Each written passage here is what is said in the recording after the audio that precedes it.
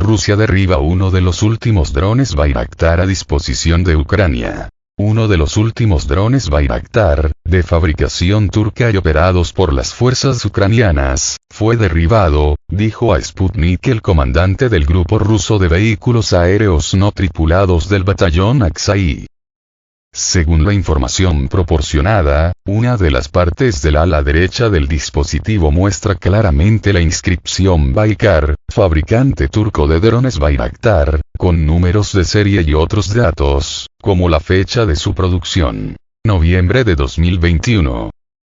Se ha identificado el Bayraktar, primero sobrevoló, disparó y luego entró para una segunda ronda.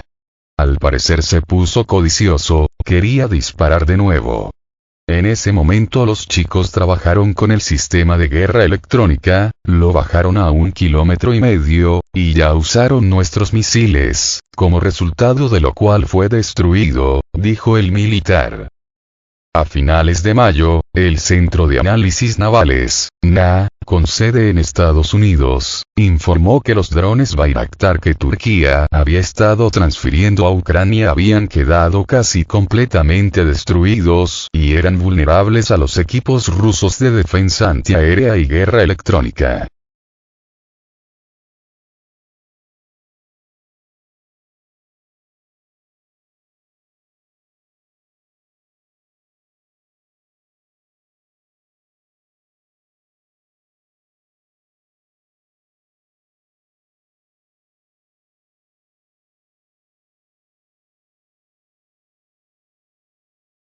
Avances de las fuerzas rusas. La artillería rusa ha alcanzado las posiciones de las tropas ucranianas en cerca de 4 asentamientos en la dirección de Kupiansk, informó a Sputnik el jefe del centro de prensa del Grupo Ruso Oeste, Sergei Sivinsky. El fuego de las unidades de artillería autopropulsada ANSTA-S, obuses Hyacinthe y obuses D-30 alcanzó posiciones de la 14ª Brigada Mecanizada Separada y unidades de defensa territorial cerca de los asentamientos de Rozovka, Stelmahovka, Peschanoye y Kotliarovka, dijo Sivinsky. Además los militares rusos han capturado 5 bastiones y 4 puestos de observación en la dirección de Burachensky. Allí, el enemigo perdió más de un pelotón de hombres, dijo Sivinsky. Las fuerzas de Ucrania también perdieron una unidad de artillería autopropulsada fabricada en Polonia, Kerab, y una estación de contrabatería Ambarrak TPQ-50 de fabricación estadounidense.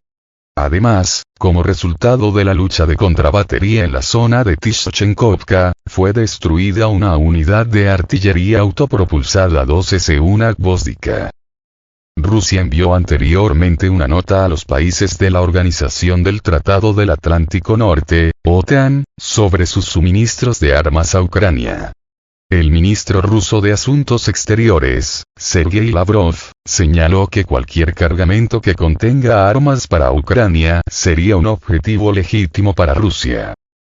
El portavoz de la presidencia rusa, Dmitry Peskov, señaló por su parte que el bombeo de armas a Ucrania por parte de Occidente no favorecía el éxito de las negociaciones ruso-ucranianas y tendría un efecto negativo.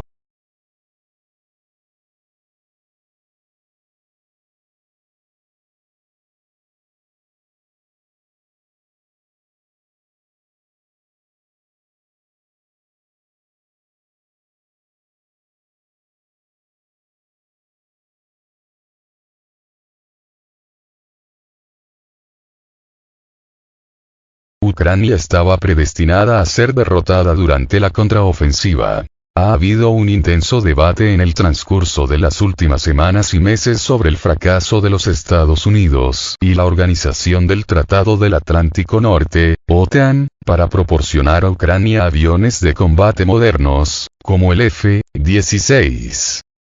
El comandante en jefe de las Fuerzas Armadas de Ucrania, Valery Zaluzny, criticó el fracaso de Occidente en proporcionar aviones a Kiev, y al mismo tiempo presionó a su país para llevar a cabo una contraofensiva a gran escala que ningún país de la OTAN se atrevería a intentar sin poseer superioridad aérea sobre el enemigo.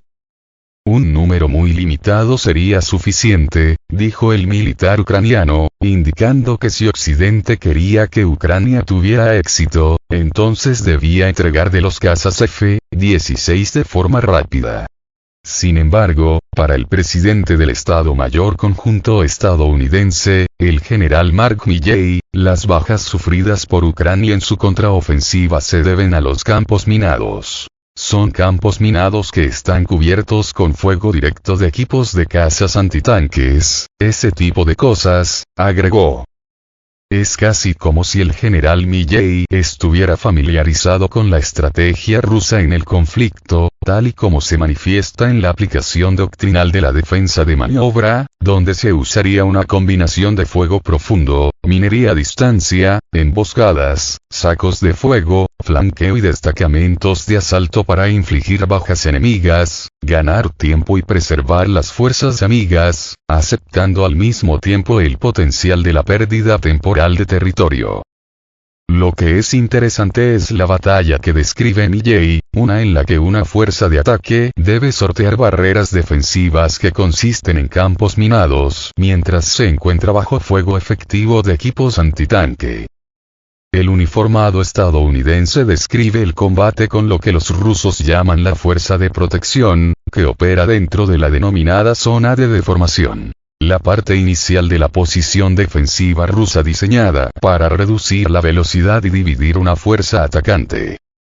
Las fuerzas de protección no tienen la tarea de enfrentarse decisivamente a la fuerza atacante, sino retirarse una vez que el enemigo ha atravesado la zona de deformación, moviéndose a posiciones planificadas previamente que están cubiertas por la primera línea de la posición defensiva principal, que en sí misma está fuertemente protegida por campos de minas.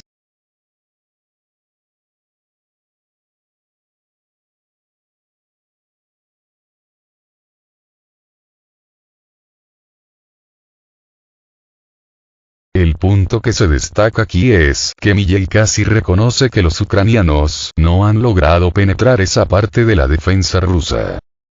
Hablando doctrinalmente, los fuegos aéreos y de artillería rusos no se involucran decisivamente hasta que una fuerza atacante alcanza la primera línea de defensas preparadas, después de lo cual tanto quienes estén en aire como la artillería se dirigirán a sacos de fuego designados previamente, en los que el atacante es empujado por una combinación de campos de minas y posiciones defensivas.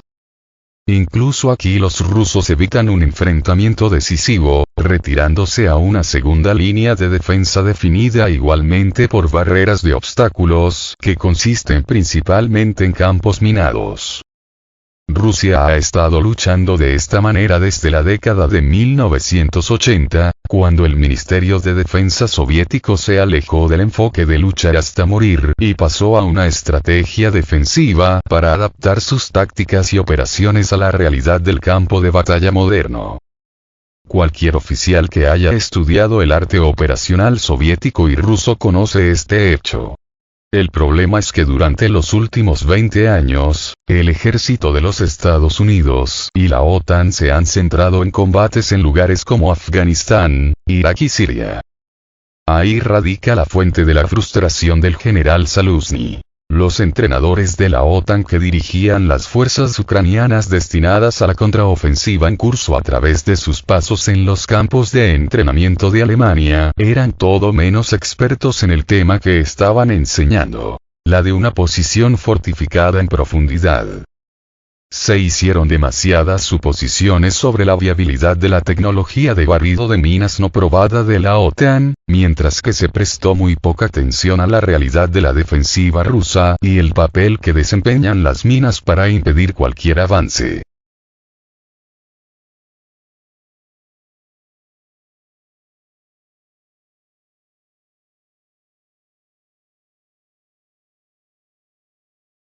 El problema va mucho más allá de si Ucrania posee algunos cazas F-16, como señaló el general Milley, pues para que estas armas tuvieran algún impacto en el campo de batalla, Ucrania tendría que desplegar cientos, algo que está más allá de su capacidad para realizar y de la capacidad de la OTAN para proporcionar. Rusia actualmente supera a Ucrania en términos de artillería y lanzacohetes múltiples por un factor de 7 o 10 a 1. Rusia simplemente puede establecer más potencia de fuego que sus contrapartes ucranianas, y esto ni siquiera considera el hecho de que Ucrania se está quedando sin municiones de artillería.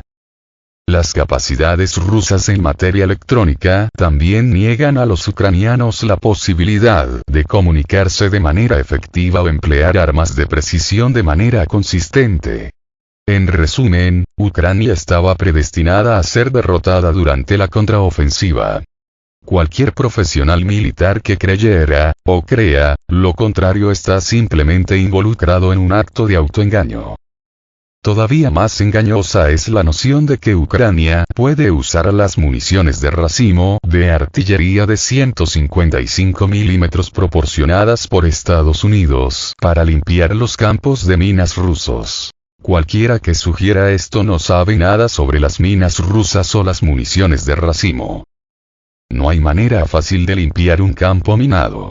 Es un trabajo lento, peligroso y laborioso que debe ser realizado por fuerzas debidamente entrenadas y debidamente equipadas que estén protegidas del fuego enemigo mediante la aplicación abrumadora de fuegos de supresión amigos. Ucrania carece de esta capacidad y el general Milley lo sabe.